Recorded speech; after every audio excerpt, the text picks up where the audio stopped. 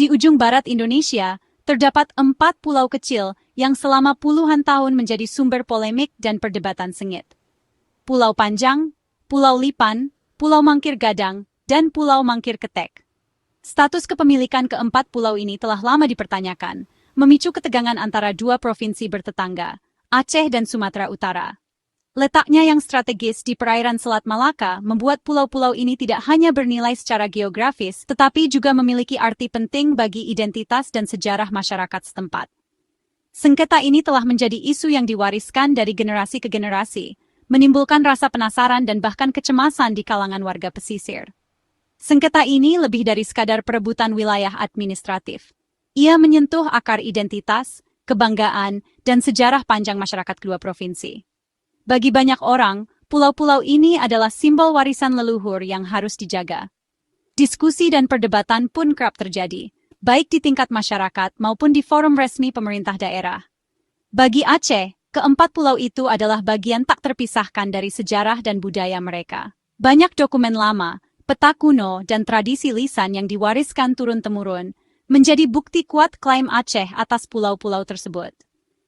Para tetua adat dan sejarawan Aceh sering menggelar pertemuan untuk membahas pentingnya mempertahankan hak atas wilayah ini, menegaskan bahwa pulau-pulau itu telah menjadi bagian dari kehidupan masyarakat Aceh sejak dahulu kala.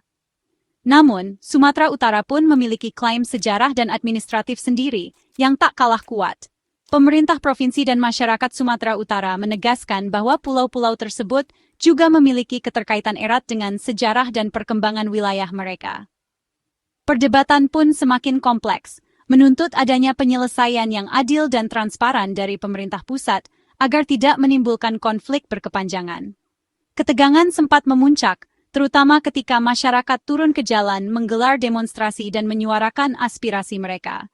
Kekhawatiran pun muncul bahwa sengketa ini bisa mengancam stabilitas dan perdamaian yang telah susah payah dibangun pasca kesepakatan Helsinki. Banyak pihak berharap agar konflik ini tidak menodai semangat persatuan dan perdamaian di Aceh dan Sumatera Utara. Setelah melalui proses panjang yang melibatkan dialog intensif, mediasi, dan kajian mendalam oleh berbagai pihak, akhirnya pada 11 Juni 2025, pemerintah pusat mengumumkan keputusan final terkait status keempat pulau tersebut. Pengumuman ini menjadi penanda dimulainya babak baru dalam hubungan antara Aceh dan Sumatera Utara, sekaligus menjadi contoh penting bagi penyelesaian sengketa wilayah di Indonesia. Momen bersejarah ini membuktikan bahwa dialog terbuka, kepemimpinan yang tegas, dan semangat persatuan mampu menyelesaikan persoalan pelik demi keutuhan bangsa. Keberhasilan ini menjadi inspirasi bagi seluruh rakyat Indonesia untuk terus menjaga persatuan dan menghargai perbedaan demi masa depan yang lebih damai dan harmonis. Untuk memahami pentingnya keputusan ini, kita perlu menelusuri perjalanan panjang sejarah dan dokumen yang menjadi dasar setiap langkah. Sengketa batas wilayah bukan hanya soal garis di peta, melainkan juga menyangkut identitas, hak, dan masa depan masyarakat yang tinggal di kawasan perbatasan. Setiap keputusan yang diambil akan berdampak besar pada kehidupan mereka, baik dari segi sosial, ekonomi, maupun budaya. Untuk itu, kita harus menelusuri akar sengketa yang sudah berlangsung sejak 1992. Perselisihan ini telah menjadi perhatian nasional selama puluhan tahun, melibatkan berbagai pihak mulai dari pemerintah daerah hingga pemerintah pusat, serta masyarakat yang terdampak langsung. Upaya penegasan batas administrasi sudah dilakukan sejak lama, namun selalu gagal mencapai kesepakatan final.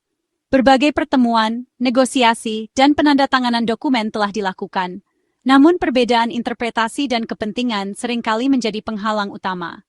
Sengketa berakar pada interpretasi dokumen dan peta sejarah, terutama peta topografi tahun 1978 yang menjadi dasar hukum penetapan batas. Peta ini menjadi rujukan utama, namun penafsiran yang berbeda-beda menimbulkan polemik yang tak kunjung usai. Peta dan dokumen itu secara konsisten menempatkan keempat pulau dalam wilayah Aceh. Namun, klaim dan argumen dari pihak lain tetap muncul sehingga memperpanjang proses penyelesaian. Pemerintah pusat melakukan verifikasi ketat, memastikan keputusan diambil berdasarkan bukti otentik, bukan sentimen. Proses ini melibatkan penelitian mendalam terhadap arsip, peta, dan dokumen hukum yang ada, agar tidak ada celah bagi kesalahan atau manipulasi data. Penyelesaian berbasis data dan fakta sejarah menjadi fondasi utama, mencegah polemik baru di masa depan. Dengan pendekatan ini, diharapkan keputusan yang diambil benar-benar adil dan dapat diterima semua pihak. Sengketa ini mengajarkan pentingnya dokumentasi wilayah yang rapi dan keputusan yang adil demi stabilitas nasional. Hanya dengan pengelolaan dokumen yang baik dan transparansi dalam proses pengambilan keputusan, kita bisa menjaga keutuhan wilayah dan keharmonisan antar daerah di Indonesia. Puncak penyelesaian terjadi di Istana Kepresidenan, 11 Juni 2025. Presiden Prabowo Subianto memimpin rapat terbatas, mendengarkan laporan akhir Kementerian Dalam Negeri. Berdasarkan bukti historis dan peta CD 978, pemerintah pusat memutuskan keempat pulau sah menjadi bagian Aceh. Keputusan ini diumumkan resmi, mengakhiri spekulasi dan ketidakpastian puluhan tahun. Pemerintah menegaskan keputusan diambil berdasarkan fakta hukum, bukan tekanan politik. Langkah tegas Presiden Prabowo menjadi contoh kepemimpinan solutif, menjaga keutuhan bangsa. Ini bukan kemenangan satu pihak, melainkan kemenangan kepastian hukum dan persatuan nasional. Usai keputusan Presiden, Gubernur Aceh Muzakir Manaf dan Gubernur Sumatera Utara Bobi Nasution menandatangani surat kesepakatan. Penandatanganan ini menegaskan komitmen kedua provinsi untuk menghormati keputusan pemerintah pusat. Suasana penuh persaudaraan, tanpa ketegangan, kedua gubernur menunjukkan kedewasaan politik. Isi kesepakatan penegasan batas wilayah sesuai keputusan Presiden menjadi dasar hukum jelas di tingkat daerah. Ini memudahkan koordinasi, pengelolaan sumber daya, dan menjaga keamanan perbatasan. Kesepakatan ini jadi landasan baru hubungan harmonis Aceh-Sumatera Utara. Dialog dan musyawarah terbukti mampu menyelesaikan perbedaan sekeras apapun. Sikap legawa kedua gubernur jadi teladan persatuan dalam keberagaman.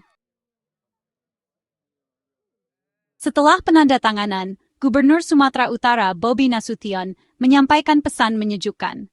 Ia berterima kasih kepada Presiden dan semua pihak yang menyelesaikan sengketa ini secara damai. Bobi mengimbau masyarakat Sumut agar tidak terprovokasi isu liar dan menghentikan narasi negatif terhadap Aceh. Pesan ini penting untuk meredam potensi gesekan dan menjaga hubungan erat kedua provinsi. Ia menegaskan Aceh adalah saudara dan bagian tak terpisahkan dari NKRI. Kesepakatan ini harus dilihat sebagai langkah memperkuat persatuan bangsa, bukan soal menang atau kalah. Sikap Bobi jadi pelajaran kepemimpinan mendinginkan suasana, merawat tenun kebangsaan. Keputusan pemerintah pusat juga bentuk penghormatan terhadap sejarah dan marwah rakyat Aceh. Sebelumnya, tokoh-tokoh Aceh menegaskan klaim pulau sebagai bagian harga diri dan identitas mereka. Perdamaian Aceh hasil MOU Helsinki 2005 sangat berharga, dan kebijakan pusat harus menjaga kepercayaan itu. Keputusan Presiden Prabowo berdasar bukti sejarah diakui sebagai pengakuan negara atas hak-hak historis Aceh. Ini sejalan dengan semangat otonomi khusus dan membangun kepercayaan antara Jakarta dan Banda Aceh.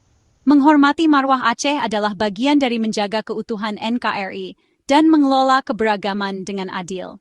Penyelesaian ini memperkokoh rasa memiliki seluruh rakyat Indonesia terhadap rumah besar kita. Penyelesaian sengketa 4 pulau ini jadi cermin kedewasaan bangsa. Prosesnya, dari polemik, kajian data, hingga keputusan final, menunjukkan kita mampu menyelesaikan konflik secara konstitusional dan damai.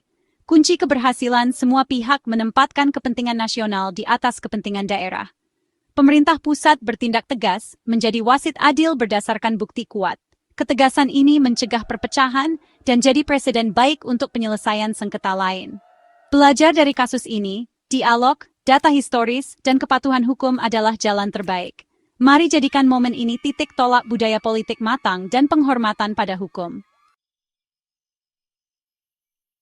Dengan berakhirnya polemik yang sempat memisahkan, kini tugas kita bersama adalah merajut kembali tali persaudaraan antara Aceh dan Sumatera Utara.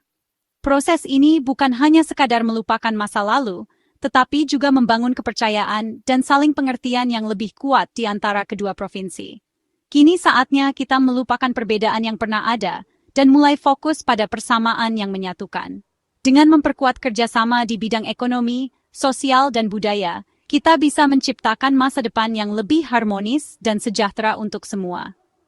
Pemerintah daerah memiliki peran penting untuk memfasilitasi rekonsiliasi, serta menggalakkan program kerjasama lintas sektor yang melibatkan masyarakat, pelaku usaha, dan institusi pendidikan.